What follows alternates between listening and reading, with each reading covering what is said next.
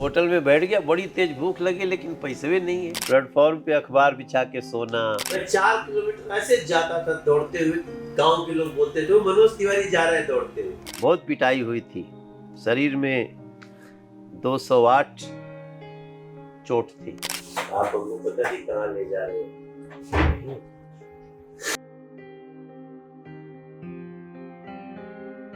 बनारस की गलियों से निकलकर जिसने सुरों की दुनिया में ढूंढा उजाला, टूटे भी तो मुस्कुराए, हर मोड़ पर खुद को संभाला। सिनेमा से लेकर संसद तक जिसकी आवाज ने कमाल किया, वह मनोज तिवारी ही हैं जिन्होंने हर दिल पर राज किया।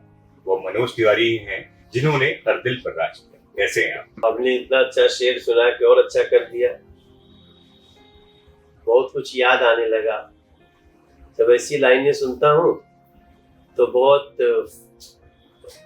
फ्लैशबैक में चला जाता हूँ, लेकिन रहना वर्तमान में चाहता हूँ। वर्तमान आपका कमाल है, लेकिन उससे ज्यादा जो भूत था, आपने उस वर्तमान को कमाल बनाया है। उसकी आधारशिला आपने बहुत ही छोटे गांव से निकलकर एक वो बाल मन में समझना चाहता हूँ कि तब ऐसी कौन सी बात थी कि आपको ये समझ में आया कि मुझे कुछ अलग करना है।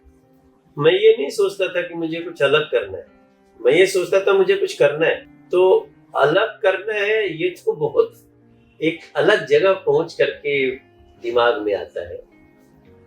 हम लोग बहुत अभाव में खड़े हुए लोग हैं।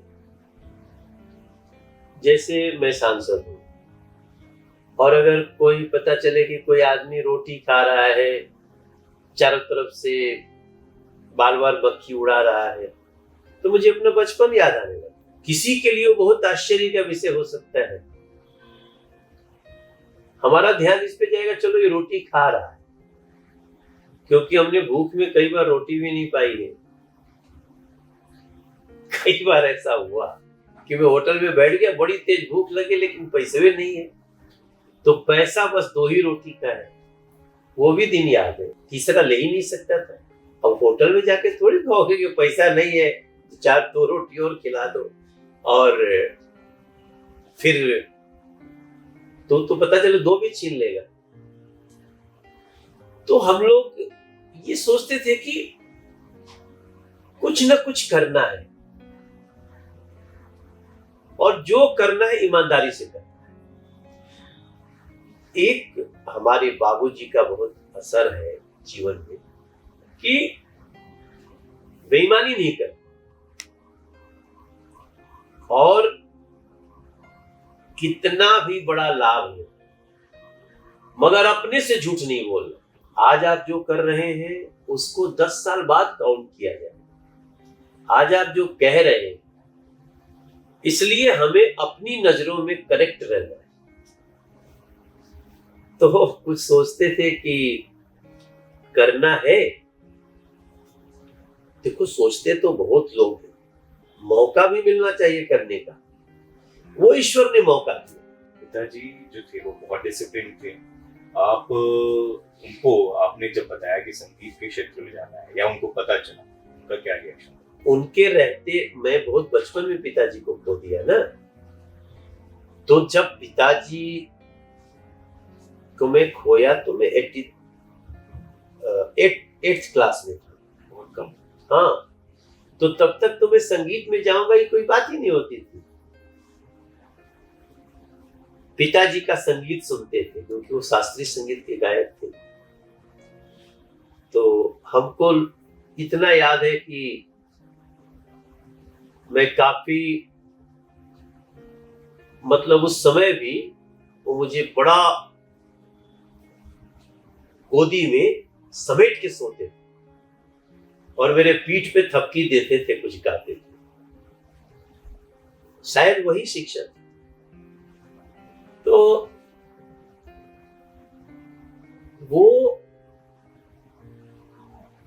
अभी जो उनकी परिभाषा देखता हूं, सोचता हूं, तो संत जैसे थे।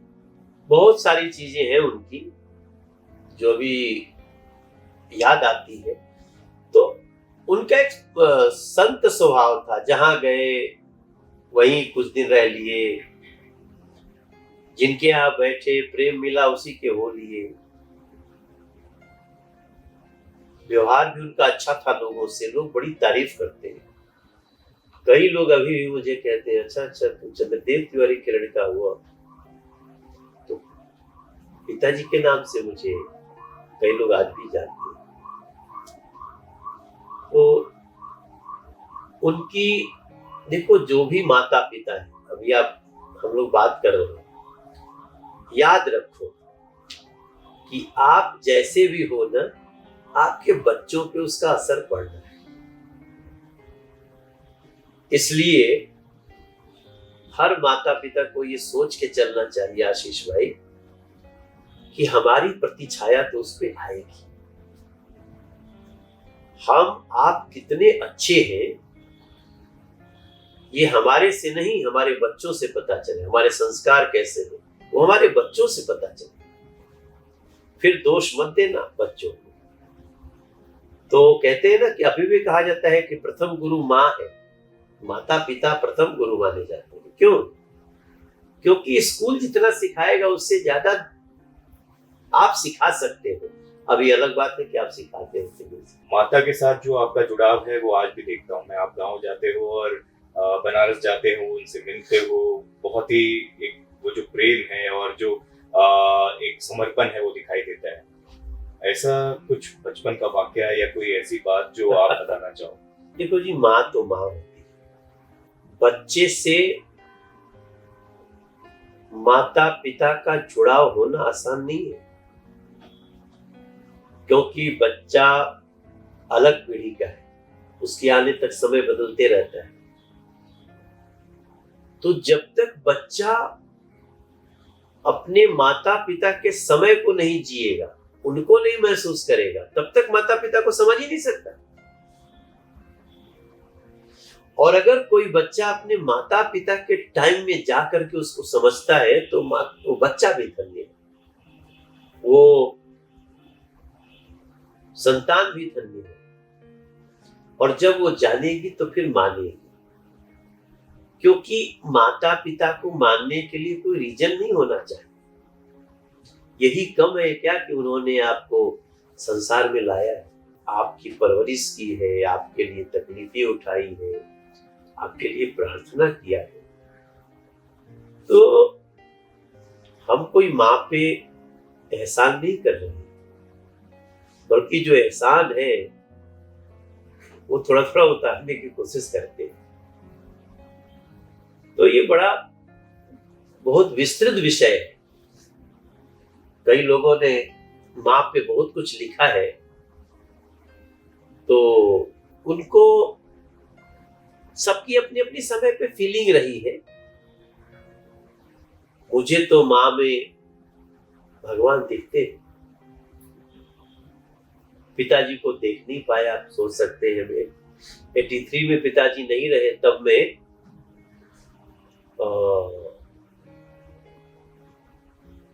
8वीं क्लास में था। 84 9वीं, 85 में हाई स्कूल किया। तो पिताजी को अच्छे से मैं नहीं जी पाया, वो खाग्नि भी हमने दी। तो माता पिता सब माँ में ही दिखता है, और वो बहुत मन की भोली है, गाँव अच्छा लगता है।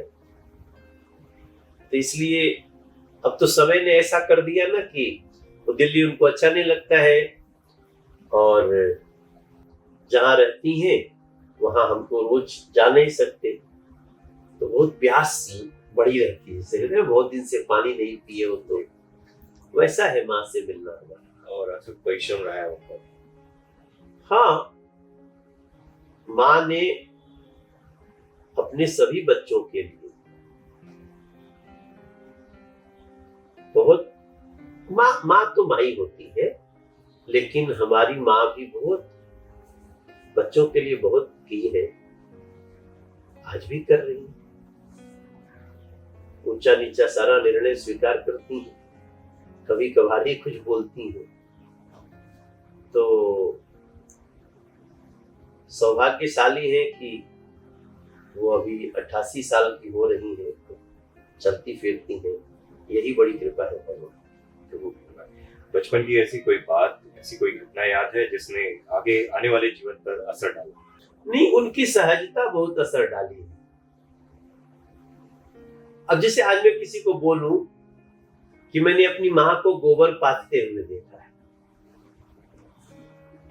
किसी को विश्वास होगा? बोले क्या आप बोलो जी, लेकिन मैंने अपनी माँ को अपने घर का गोबर पाथना समझते हैं? हाँ बिल्कुल, उपले जो हाँ, मैं भी गांव का हूँ और वही बनारस का ही, हाँ। तो मुझे तो मालूम है।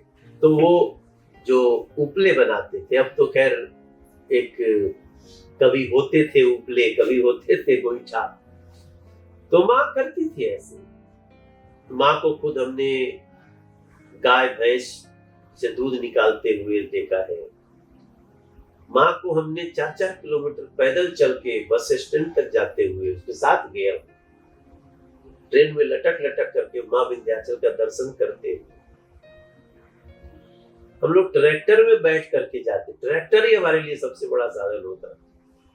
तो अभी कौन विश्वास करे? क्या बात करते होती हो? दुनिया की कौन गाड़ी आपके पास आज है? लेकिन हम ज्यादा नहीं, मतलब समझिए कि बहुत दिन की बात नहीं है। हम लोग ट्रैक्टर की ट्राली में बैठ के, एक एक ट्राली में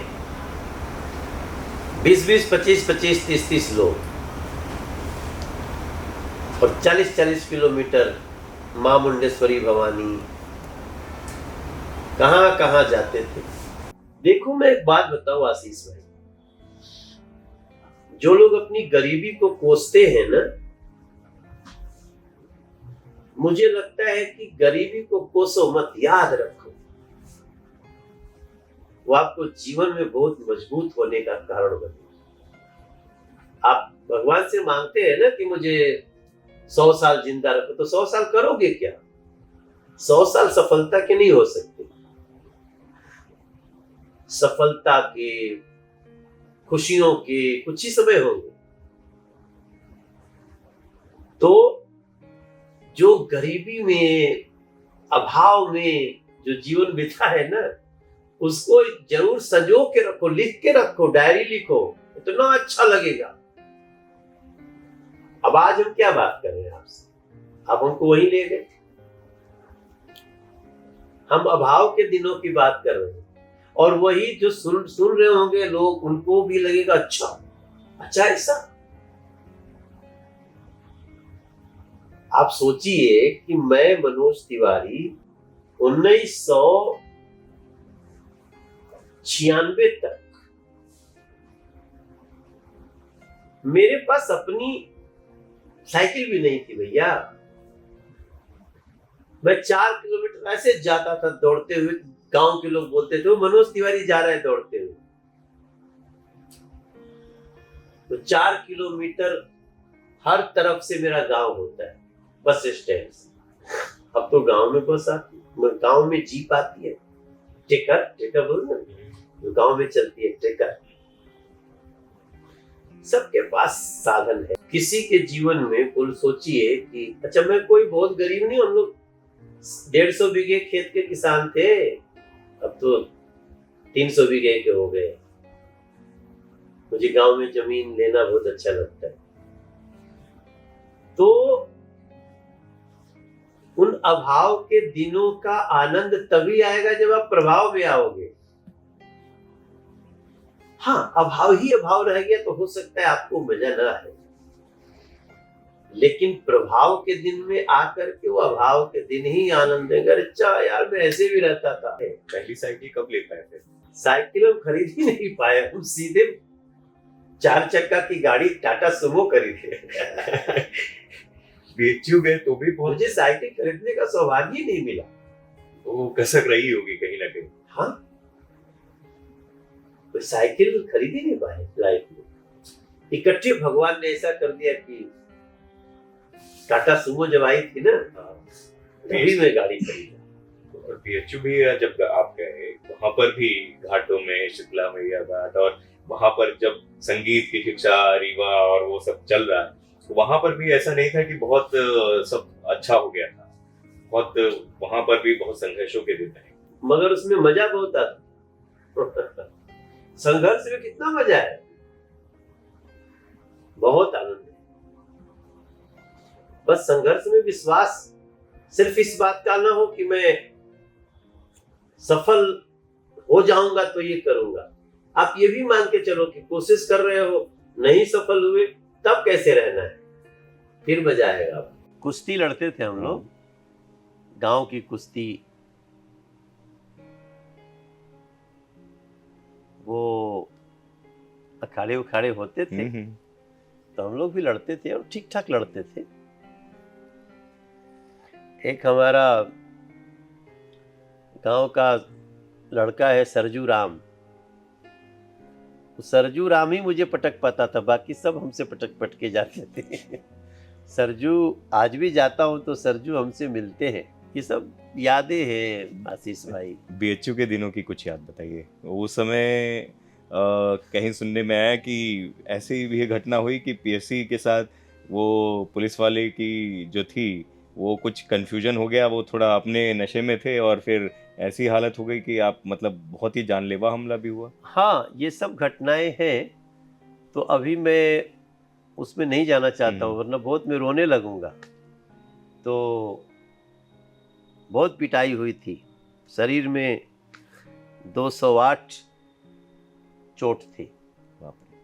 ये यहाँ से हड्डी टूटी हुई है, इधर 11 टाँके लगे थे कन्फ्यूज़न में। तो वो सब को मैं अभी थोड़े दिन बाद शेयर करूँगा। वो मैं उसका कारण भी जानता हूँ, उस पर भी आऊँगा। आपके कमाल के आपके साथ जीवन के किस्से रहे हैं। उन किस्सों में एक ये भी रहा है कि मैं बहुत जगह पर पढ़ रहा था कि आपको चोट भी लगी हुई है लेकिन आपका जगराता में गाना जारी है। हाँ, ऐसा भी हुआ है। माथे में चोट लगी है और आप गा रहे हैं हाथ पूरे लय टूटा के हुआ साथ। था, प्लास्टर चढ़े थे, फिर भी मैंने माँ का जगराता नहीं छोड़ा। वही वर्ष था जब मैं संगीत में आया था और लोग बहुत प्यार दे रहे थे। ये सब भी पता नहीं शक्ति कहाँ से आती थी। डॉक्टर भी मना करते थे मत करो, क्योंकि जब आप गाने लगते थे बहुत सारे लोग तालियां बजाने तो थोड़ा जोश आ जाता है, मगर वैसा रहा। तो देखो आशीष भाई, क्या है ना, मेरे जीवन में भगवती की बड़ी कृपा है। मेरे जीवन में कुछ मंदिर ऐसा लगता है कि वो माँ वहां बैठी है और उन्होंने साक्षात आशीर्वाद दिया, हाथ रखा। माई मुंडेश्वरी भवानी, हमारे जिस जिले का रहने वाला हूं, बिहार का, पहाड़ पे, और 7000 वर्ष पुरानी मूर्ति। मंदिर कितना पुराना ये मैं नहीं मार्क कर पाऊंगा। मूर्ति 7000 वर्ष पुरानी है। अभी ये स्टोन मैपिंग हुई है, जारी है। तो वो मां मुंडेश्वरी का मंदिर में तब दर्शन किया जब सीढ़ी भी नहीं था ऊपर जाने का। कैसे मिट्टी में रास्ते बने होते थे, अब तो वहां ऊपर तक गाड़ी जाती है। मां शीतला चौकियां जौनपुर, मां शीतला का मंदिर है। मां शीतला कड़ेवासिनी, उत्तर प्रदेश में कड़े मानिकपुर, कानपुर और प्रयागराज के बीच में। मां अदलपुरा का मंदिर शीतला का, और इनके साथ जो सबसे ज़्यादा जिनकी मान्यता जहाँ तक हम गए, माँ विंध्यवासिनी।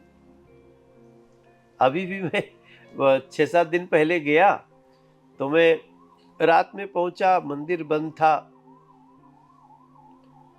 1 घंटे बाद खुलने वाला था, तो मैं मंदिर में ही सो गया और इतना आनंद से सोआ, मत पूछो।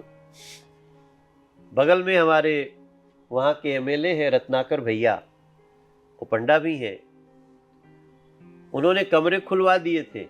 मैं कमरे में नहीं सोया, मैं मंदिर की सीढ़ी पे सोया। तो ये जो माँ के मंदिरों का जो आपने कहा ना, वो हमारे जीवन में एक अद्भुत कृपा है और मैं वो महसूस करता हूँ। अभी भी मेरे जीवन में जब कुछ उतार चढ़ाव ऐसा कुछ होगा तो मैं चाहे अपनी मन की बात कहूँ या फिर धन्यवाद करूँ, मैं माँ को ही करता हूँ। और आपने भजनों के जरिए वो समर्पण भी दिया है सब कहीं ना हाँ। कहीं, और उसको लोगों ने इतना प्यार दिया। शुरुआत में तो मुझे याद भी आज भी वो गाने, वो भजन। अब देखो हम ये बात भी बोलेंगे ना हम्म। तो लोग कहेंगे यार ये शर्ट पैंट पहन के मनोज तिवारी क्या बोल रहे हैं। पर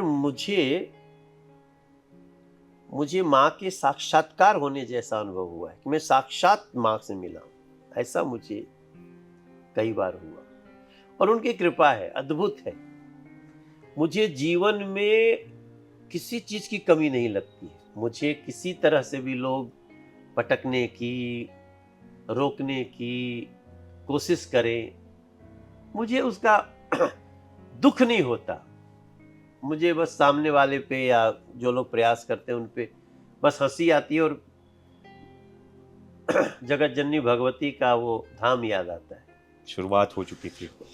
और फिर उसके बाद दिल्ली और मुंबई का सफ़र भी आसान नहीं था। वहाँ पर भी स्टेशनों पे, प्लेटफॉर्म पे दिन देखने पड़े हैं, सोने पड़े हैं। वो संघर्ष तब भी जारी था। हाँ, बहुत। वही लगता था कि बहुत बढ़िया है।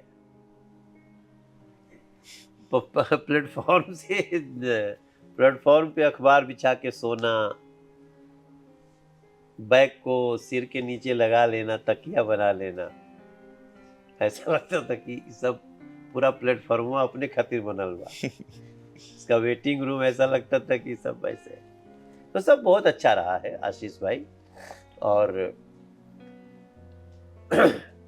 माँ की कृपा तो बनी हुई है। और ससुरा बड़ा पैसे वाला, ऐसी फिल्म आई जिसने भोजपुरी के इतिहास में उस समय पूरा ट्रेंड चेंज कर दिया। और उसके बाद एक टैग भी मिला कि भोजपुरी के महानायक अमिताभ बच्चन, मनोज तिवारी। इस तरह के टैग्स और उस फिल्म को कैसे देखते हो आप? हमारे जीवन में हर 15 साल में कुछ ना कुछ बदल जाता है, अच्छा बदलता है। अभी राजनीति में 11 साल हुआ है तो देखेंगे क्या होगा। लेकिन हर 15-16 साल में हमारा जिंदगी एक नए पड़ाव की तरफ निकलती है और खींच ले जाती है। मैं चाहूं न चाहूं ऐसा लगता है कोई गाड़ी पे बिठा के ले गया। अभी क्या हमारे मन में देश का विकास, विकसित भारत, विकसित उत्तर प्रदेश, बिहार, झारखंड, विकसित दिल्ली, ये सब लगा रहता है। और मैं बहुत दिन तक राजनीतिक रूप से बहुत उदासीन रहता था, लेकिन अब मुझे समझ में आया कि जो राजनीतिक रूप से उदासीन है वो अपने देश के प्रति उदासीन है, समाज के प्रति, लोगों समाज के प्रति। हाँ, मुझे विश्वास होता गया कि आप कुछ भी करते हो, देश का कोई भी व्यक्ति ये नहीं बोल सकता कि मैं पॉलिटिक्स में नहीं हूं। अगर आप वोट देते हैं तो आप पॉलिटिक्स में हैं। अगर आपको सरकार चुननी है तो आपको जानना पड़ेगा हु, व्हाट, हाउ। उसको अपने ही जानेंगे तो फिर आप न्याय नहीं कर पाएंगे अपने वोटिंग पावर के साथ। तो आजकल समझाने में लगा रहता हूँ। लेकिन वो गानों से फिल्मों में कैसे आए? वो यात्रा चलती रही, गानों से थोड़ा सा चर्चा मिली तो फिल्म में आ गए, फिल्म में भी सफलता मिल गई। फिर इतनी आई कि फिल्म से कुछ राजनीतिक लोगों से परिचय होने लगा। पहले किसी का भी प्रचार कर देते थे, बाद में समझ में आया कि नहीं नहीं नहीं, विचारधारा तुम्हारी क्या है। तो एक आध बार तो उस उन्माद में भटकाव भी हुआ। फिर हम 91 से एबीवीपी के सदस्य रहे, अखिल भारतीय विद्यार्थी परिषद। तो इस नाते फिर बहुत सारी चीजें आ गई और उसके कारण मैंने निश्चित किया कि नहीं, राजनीति से दूर मत भागो। दूर भागोगे तो गंदे लोग राजनीति में आके प्रभावी हो जाएंगे। इसलिए चुनाव करो कौन होना चाहिए। और एक दिन नरेंद्र मोदी जी दिख गए तो उनके पीछे हम लग गए। और एंट्री भी गजब हुई आपकी, कद्दावर लोगों को हराया है आपने। हाँ, वो जरूर थोड़ा डरावना था, क्योंकि काफी बड़े बड़े लोग मिले, तो वो तो सब, एक तो भगवती कृपा, ऊपर मोदी जी का काम, भाजपा के कार्यकर्ताओं का बल, सफल होता गया। लेकिन एक अच्छी बात ये रही, वो जो मृदुल नाम जुड़ा हुआ है कि शीला दीक्षित जैसी कद्दावर नेता सीएम जो रही हुई हैं, उनको हराने के बाद भी उनकी तबीयत जब खराब हुई या जीतने के बाद भी आप मिलने गए उनसे, और वो उनके बारे में वो जो शिष्टाचार है उनकी तारीफ करना आप नहीं भूले। क्या है, कभी आप दूर से किसी को जानते हैं ना, मेरा मानना है कि जिसको भी जानो, अगर कुछ उसके बारे में विचार बोलना है तो पहले उसको करीब से जानने की कोशिश करो। बिना जाने किसी के बारे में मत बोलो। अपने मस्ती में मस्त रहो, अपने उमंग में, रास्ते में यात्रा की तरह। तो हमने शीला जी को जब जाना तो लगा कि शीला जी बहुत विराट महिला थी। वैसे शीला जी का नाम कई करप्शन में भी आ गया, लेकिन व्यक्तिगत रूप से शीला जी की कई खासियत थी जो मेरी अंतिम समय की जो उनसे मुलाकात है उसमें मुझे लगा। हम लोग चुनाव में जब हम जीत गए, शीला जी नहीं जीत पाई। मैं शीला जी हार गई ये नहीं बोलना चाहता हूँ, शीला जी कभी भी हारी नहीं है। शीला जी को आज भी दिल्ली के लोग याद करते हैं, और बीच में जो एक आम आदमी पार्टी का जितना समय रहा उसने तो और भी ज्यादा याद करा दिया शीला जी को। शीला जी एक बहुत विराट महिला थी, सभ्य थी, बड़ी दूरदर्शी थी। बाकी तो जिसकी जितनी कहानी होती है उतना पता। भारतीय जनता पार्टी एक ऐसी पार्टी है जिसमें कोई भी अगर कार्य करता रहे, अपना चलता रहे, उतार चढ़ाव जीवन में आते रहते हैं, तो वो भारतीय जनता पार्टी में किसी बड़े पद पे आ सकता है। ये जो लोकतंत्र की जो बात होती है किसी पार्टी में, लोकतंत्र सिर्फ देश में या नहीं होना चाहिए, लोकतंत्र राजनीतिक दलों में भी होना चाहिए। तो उसका देन है कि मैं प्रदेश अध्यक्ष बन गया। आपका ना वो बहुत, एक तो बहुत ही इमोशनल दिल है और व्यक्तित्व है, मैं जितना जानता हूँ आपको। कई बार ऐसा होता है कि जब राजनीति में आप होते हैं और फिल्मों की दुनिया में, तो विरोधी आपको गिराने के लिए पर्सनल अटैक्स भी करते हैं, बहुत सारी चीज़ें आपके मुद्दे खोलते हैं। आपको तब वो जो एक अंदर का कलाकार है, एक बच्चा है, वो उसको कहीं ना कहीं एक दर्द होता है। देखिए, ये तो स्वाभाविक है, लेकिन जब आप गलती करते हैं और गलती करने पे कोई कुछ बोलता है तो मुझे दर्द नहीं होता, फिर मुझे करेक्ट करने का मन होता है। कई बार गलतियां होती हैं, लेकिन कई बार लोग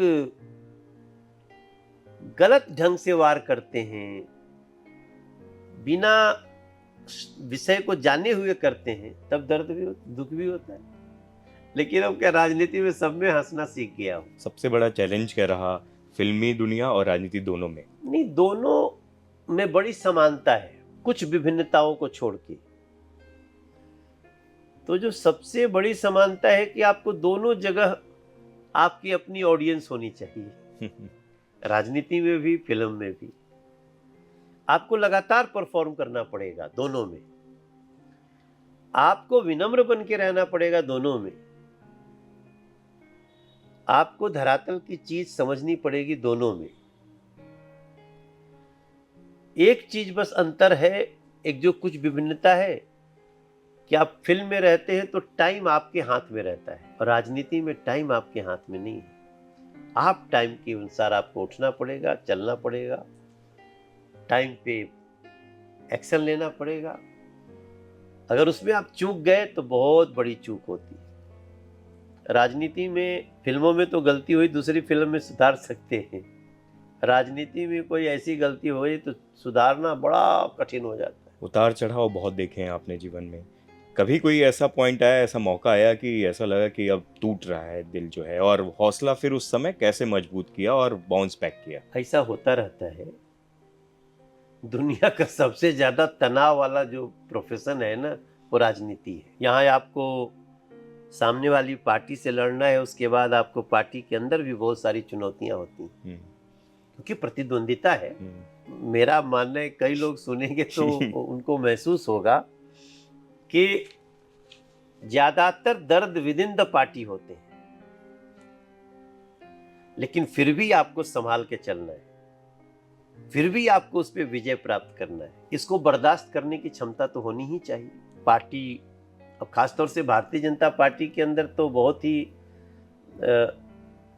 इस तरह की परिस्थितियां आ सकती हैं, क्योंकि भारतीय जनता पार्टी लोगों की पसंद बन गई है। नरेंद्र मोदी जी के नेतृत्व में लोगों का विश्वास बढ़ गया है बहुत ज़्यादा। तो कुछ लोग हैं जो शीर्ष पे पहुंचना चाहते हैं, उनके अंदर प्रतिद्वंदिता भी वैसी होगी। लेकिन आपको प्रधानमंत्री मोदी, अमित शाह, इन सब का विश्वास पात्र माना जाता है। यूपी, बिहार में या इवन दिल्ली में कई मौक़ों पर जब बात कई लोगों से नहीं बन पा रही थी, आपको वहाँ पर हनुमान के तौर पर यूज़ किया गया ये और देखा गया। आप इसको कैसे देखते हो? ये तो पार्टी काम देती रहती है, सौभाग्य है। अगर आपको पार्टी प्रचार का काम देती है, स्टार प्रचार का काम देती है, किसी को मंत्री बनने का काम देती है, किसी को मनाने का काम देती है, तो ये आप समझिए कि भगवान की कृपा है। ऑपरेशन सिंदूर पर आपकी जो प्रतिक्रिया है और ये जो गाना आपने बनाया है, उसकी उस समय जब आप बना रहे थे तो क्या फीलिंग्स थे? मुझे ऑपरेशन सिंदूर का बहुत गर्व है कि नरेंद्र मोदी जी ने एक बहुत ही मजबूत निर्णय लिया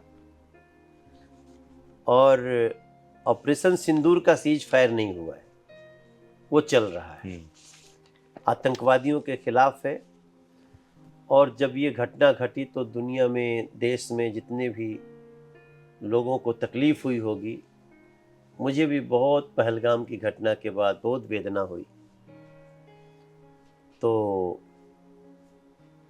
और ऑपरेशन सिंदूर की जो सफलता देखी हमने, जिस प्रकार से वापस आतंकवादियों पे अटैक हुआ, उसके बाद हमने गाना बनाया। और गाना बनाने का मेरा मूल उद्देश्य था कि हम सैल्यूट करना चाहते थे सेना को, भारत सरकार को बधाई देना चाहते थे, और लोगों ने वैसे ही लिया है उसको। बहुत सारे लोग ये भी कह रहे हैं और गुस्से में भी हैं कि बॉलीवुड से बहुत सारे बड़े जो स्टार्स हैं उन्होंने आवाज़ नहीं उठाई या सपोर्ट नहीं किया। उसके अगर हम देखें पाकिस्तान की तरफ, तो पाकिस्तान के जो बड़े आर्टिस्ट हैं उन लोगों ने खुल के अपनी सेना का, अपने देश का सपोर्ट किया। इसको लेकर आप क्या कहना चाहोगे? देखिए, मुझे तो एक तो बोलने के लिए मैंने कई लोगों को बोलते हुए देखा, कई कलाकारों ने बोला भी है, लेकिन कुछ लोग शांत है। क्यों शांत रह गए, अब ये तो पता करने की बात है। हो सकता है इतना उस सदमे में आ गए हो कि बोलने का टाइम निकल गया। वो अब बोलना चाहिए उन लोगों को। और आमतौर पे तो जो ऑपरेशन सिंदूर किया, उसमें मैंने पूरे देश को साथ ही देखा। आज देश में तिरंगा यात्राएं चल रही हैं। कुछ बॉलीवुड पर जो लोग चुप है, उस पर एक सवाल हमने भी सुना, कई जगह उठ रहा है। तो जो नहीं बोल पाए, हो सकता है अब हम लोग इंटरव्यू करके जाएंगे तो आप लोगों को निश्चित बोलना चाहिए, ऐसा मेरा विचार है। क्योंकि आप जो स्टार होते हैं उनको देश में बहुत लोग चाहते हैं, वो जब कुछ बोलते हैं तो उसका एक असर जाता है। आपके ऊपर वैसे तो मुझे मालूम है जल्द बायोपिक भी बनेगी आपकी कहानी पर। अगर उसका शीर्षक देना हो आपको तो क्या होगा? वो सब मुझे नहीं पता आशीष भाई। वो तो हम लोग तो अभी यात्रा में है, जर्नी जारी है, और अभी भी बहुत कुछ करना है, ऐसा अपना उद्देश्य। अच्छा, हमारे जैसे युवा जो हैं, जो आपकी मिट्टी से आते हैं, उनको तो आपकी पूरी हिस्ट्री, जर्नी सब के बारे में मालूम है और आपके पूरे गानों और प्रोजेक्ट्स के साथ आपको जानते हैं। लेकिन जो नए युवा है ना, वो आपको गैंग्स ऑफ वासेपुर के जिया हो बिहार के लाला, पंचायत के राजा जी, इन सब गानों से ज़्यादा जानते हैं। वासेपुर वाला जो गाना है वो कैसे आया, उसके बारे में बताइए। और ये जो अब जो आजकल के जेनजीज और ये सब आपको जो पसंद करते हैं आपके गानों की वजह से, उनके बारे में कुछ बताओ। नहीं, गैंग्स ऑफ वासेपुर का गाना एक हमारे लिए वरदान ही था।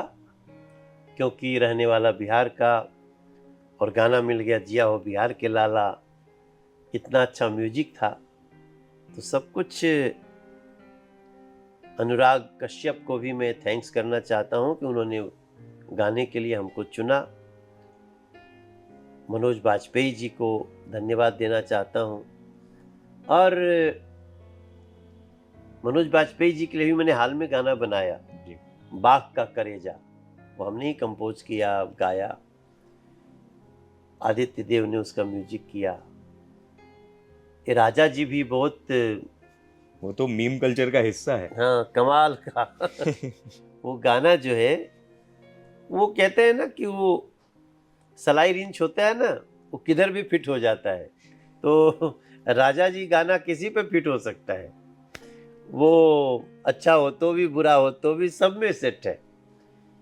बट बहुत मिट्टी का गीत है। और अब ये ऑपरेशन सिंदूर का गाना, जिसको लोग,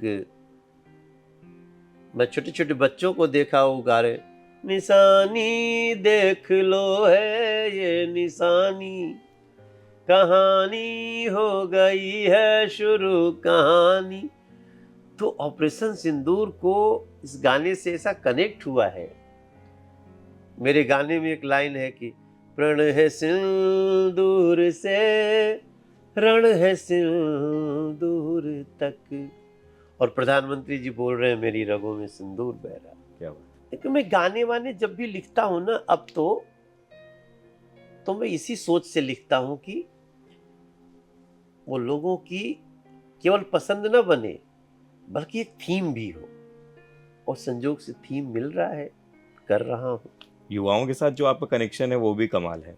बहुत कम नेता होते हैं, अभिनेता, जो मीम कल्चर का गानों के जरिए, अपने उसके जरिए अरे वो मेरे हिस्सा भी होता बहुत है। मीम बनते हैं। हाँ, आप देखते हो? अरे मत पूछो जो लोग मीम बनाते हैं ना, कमाल के गुणी लोग होते हैं।